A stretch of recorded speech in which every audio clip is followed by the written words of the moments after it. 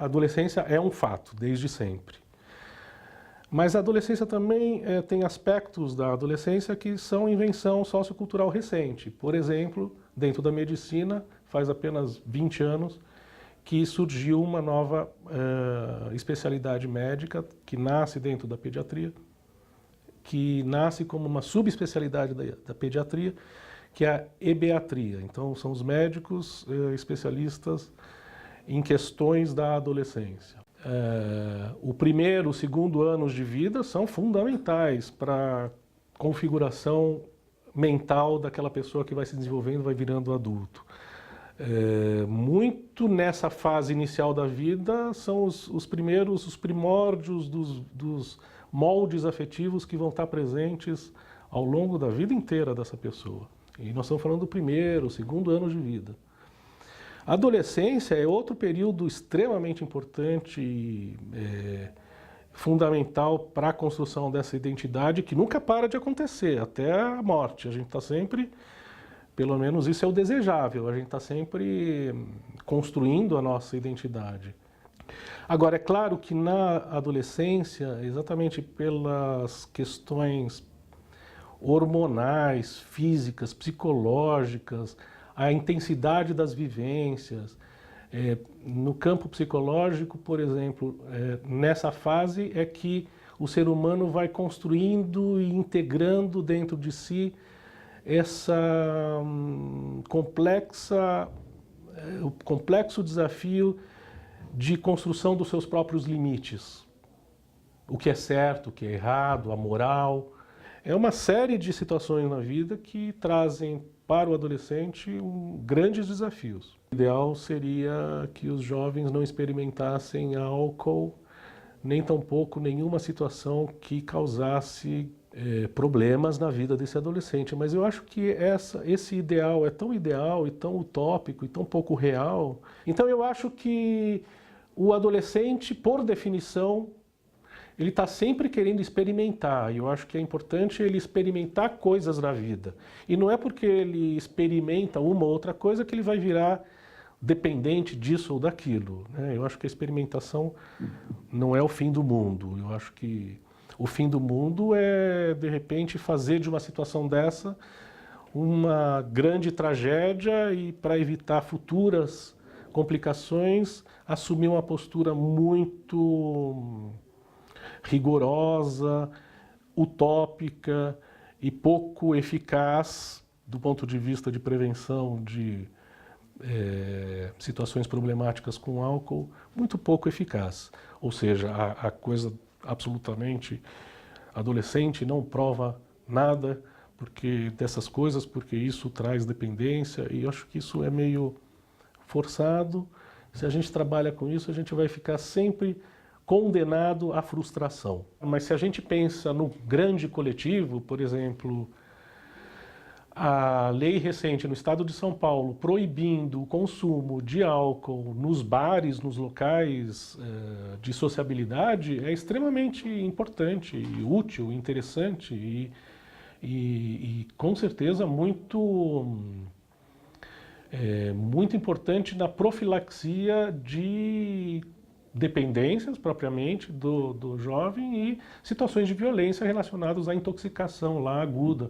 Acho que o fator principal que predispõe o adolescente ao uso problemático de álcool é quando o adolescente, por razões muito específicas,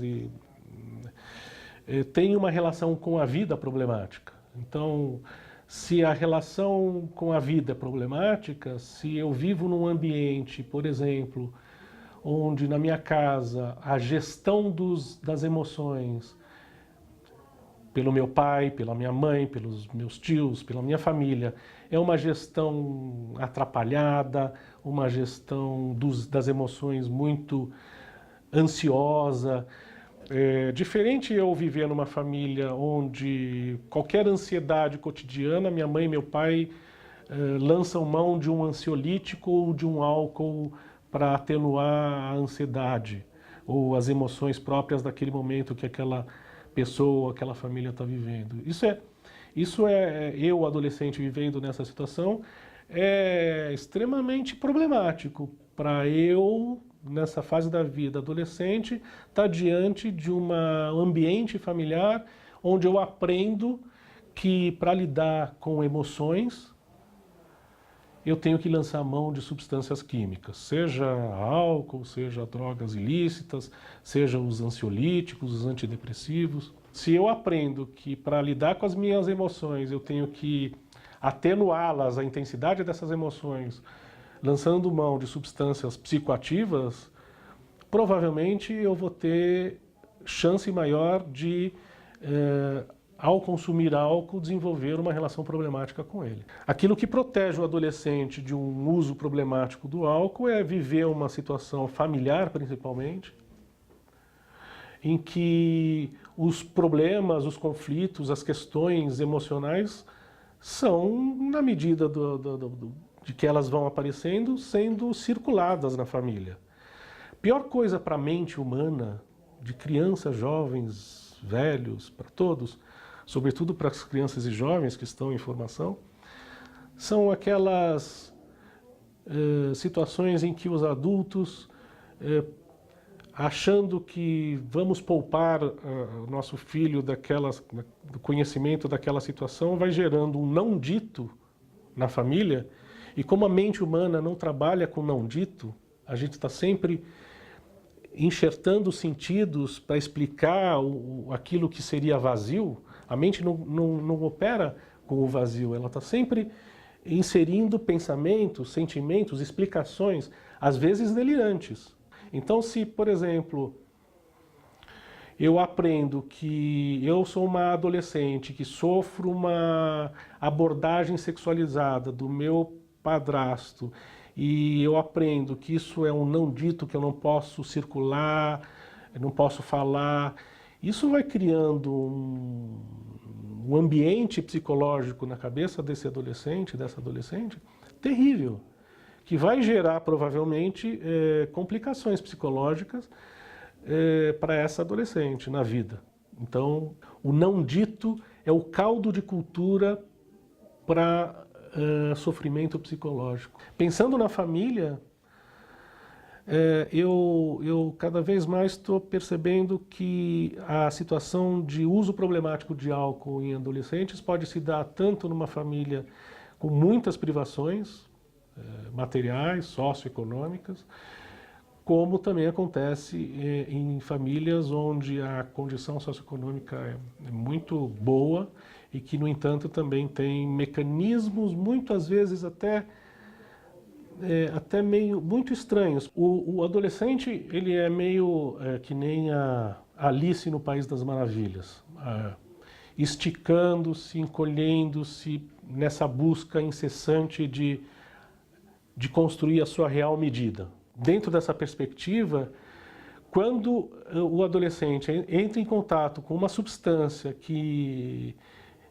altera profundamente a percepção sobre a sua própria vida, ou a vida de fora, que ele o faça com intensidade. Por essa razão que eu imagino que as pesquisas apontem para, quando fazem uso de uma substância, usam de uma forma mais intensa. Como o professor deve proceder quando ele entra em contato com uma situação onde tem uma dor de um jovem que o procura ou que ele identifica e ele se aproxima? Meio caminho andado, porque o que o educador, o professor deve fazer? Bom, aumentar as propensões para que aquele jovem, junto com o próprio educador, deem o encaminhamento, no caso clínico, se percebe que a situação é de dor, tem sofrimento, tem características de dor que levam a gente a considerar que esse jovem precisa de uma abordagem de algum psicólogo ou de algum médico. Eu, educador, não sou psicólogo, nem médico, nem psiquiatra. Eu não tenho ferramentas técnicas para fazer o tratamento, nem é a função do educador nem do professor. Mas é função do professor e do educador, estabelecida a relação de confiança, junto com esse jovem, aumentar as propensões que, junto com a família, obviamente, né, sempre trazendo a família para que o encaminhamento adequado se dê. Ou seja, vamos juntos buscar um encaminhamento clínico que dê alguma condição para que esse jovem tenha sua dor acolhida e que a dor amenize, né?